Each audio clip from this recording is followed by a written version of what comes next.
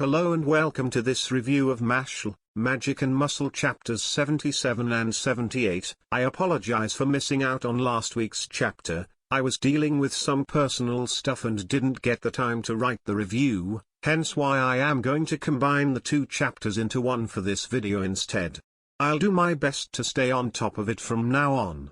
But getting into chapter 77, it starts off from where the previous chapter with Mashle landing an axe kick on Uta, or so it had appeared. Rather, the sand had moved to protect him, absorbing what would likely have been an attack strong enough to either knock Uta unconscious or at the very least seriously hurt him. The sand is pretty swift to latch onto Mashle, dragging him backwards and clamping down on each of his limbs, holding him spread open in the air for Uta to attack at his leisure. Uta sends forth a spear of sand, confident that the fight is over, and 008 panics, and even Mashle seems alarmed by what he is seeing in front of himself. A large, seemingly fleshy hand wearing several rings emerged from the ground between Mashle and Uta, blocking the spear which had pierced through but not managed to reach Mashle. Interestingly, the hand appears to be bleeding, meaning that this hand is at least somewhat organic in nature, which itself is alarming since it came out of nowhere. And of course, Uta is more concerned with the fact Mashle already managed to free himself from the sand shackles, something he did between pages.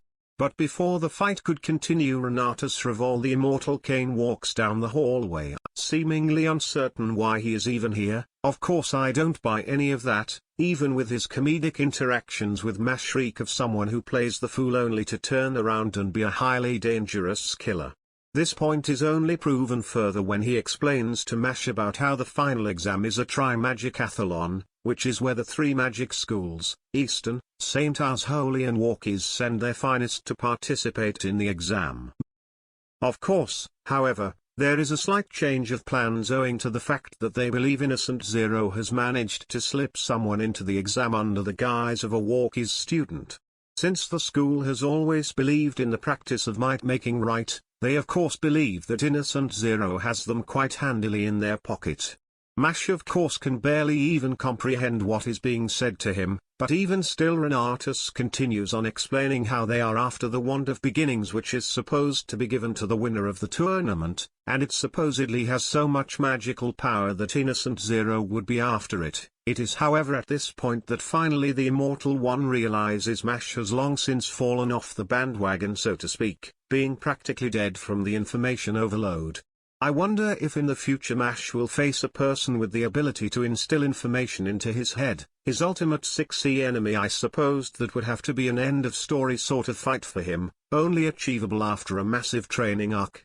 So instead of wasting time trying to explain the details to Mashle, we get a watered-down version. So we learn that the celebration is an offering to God, so even if they wanted to they couldn't just stop it on a hunch, especially because they don't want the world falling into panic, so they are allowing Mashle into the event so he could both protect the wand and crush the school associated with dark magic. Of course, we can't just have Mashle preparing to face off against some no-names at this point, so Renatus goes on to explain about the strongest student magic user, Domina Blow Alive, a name which gets a reaction out of Uta of all people as he seems to take note of the conversation for the first time. Apparently, he might be just as strong, if not stronger than the Divine Visionaries, and also might be Innocent Zero, or rather Father's kid, making him at least in some respects Mashle's brother, should it turn out to be true.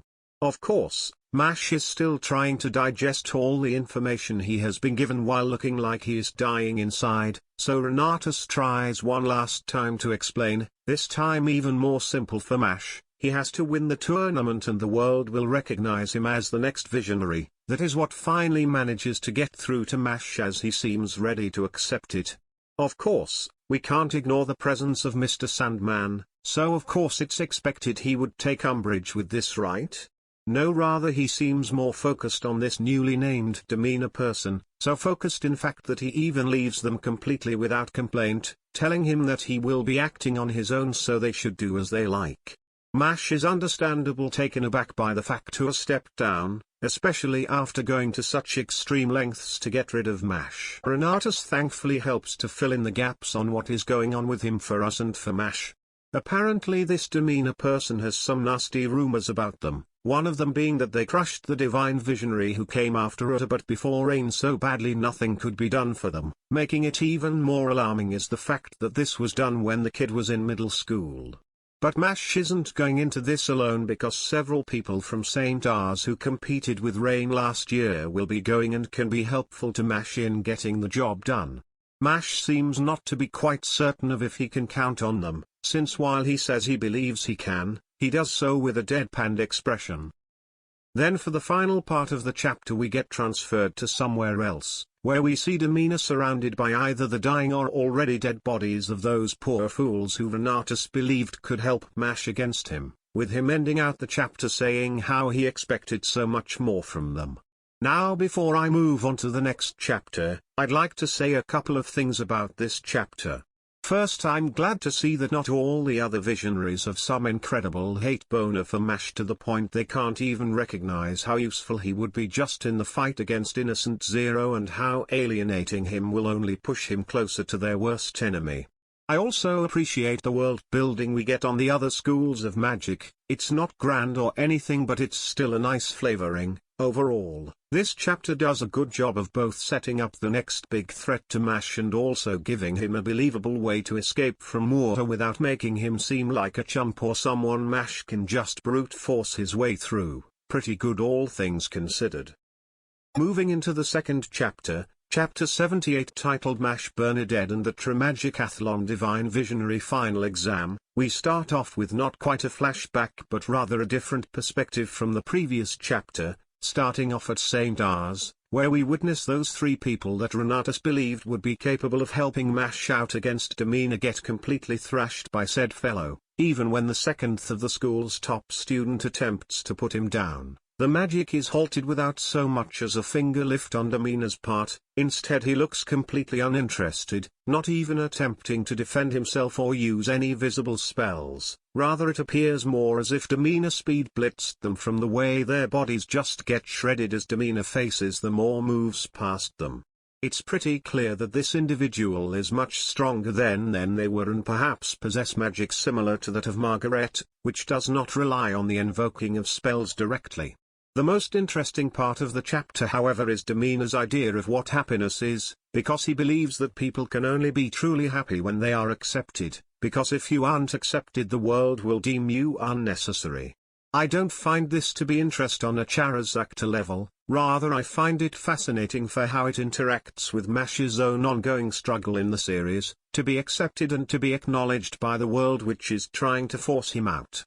Having another character which believes that what Mash is seeking is the way to true happiness might put some of what he has been doing up until this point into perspective for the young man.